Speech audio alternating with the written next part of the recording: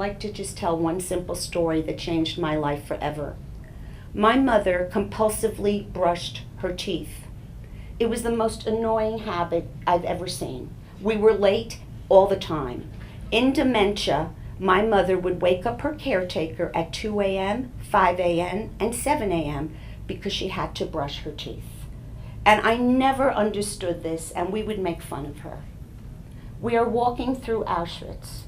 My mother looks at my brother and at me and says, I was 19 years old. They took everything from me. I lost my family. I lost every worldly possession, but I snuck a toothbrush into my dress. I didn't have water or toothpaste, but when I went like this and could feel the bristles on my teeth, I felt human. It made me feel like I was still a person. They took the toothbrush from me.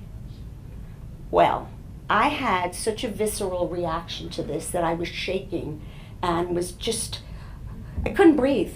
I had to run outside of the museum, and I went into the courtyard to catch my breath and get fresh air.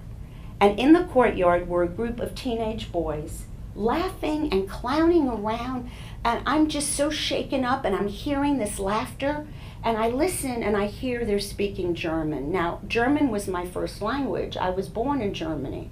So I went over to them and I said, have you no respect? Do you know where you are? Do you understand what happened here?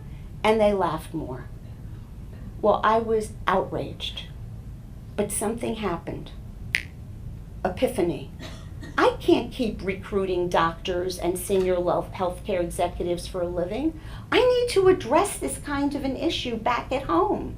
I need to work with young people and create a culture where there's respect, where there's kindness, where there's caring, where people would know that when you're in a certain kind of place, there's a decorum.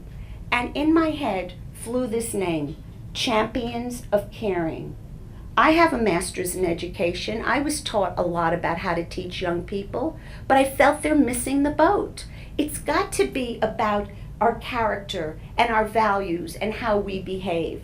And I came back and created a 501c3 not-for-profit.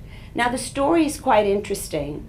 One of my very dearest friends died a month ago, and my heart breaks as I think about this. Her name was Suzanne Wright.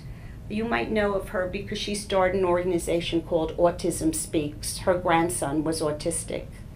And Suzanne and I had been friends since our early 20s, and she knew I was going to Auschwitz, and her husband Bob, who at the time was CEO of NBC Television, knew that I was going, and they called to find out about the trip. And I told them what happened in Auschwitz and my idea for Champions of Caring. And Bob was gracious enough to say to me, put this in a letter format, make it brief, bullet it, because I'm meeting Steven Spielberg next week. And I'm going to read the letter to him. He's making the film Schindler's List now, and I think this will resonate with him. And thanks to my very, very dear friends, I got the initial seed money to start Champions of Caring from His Righteous Persons Foundation.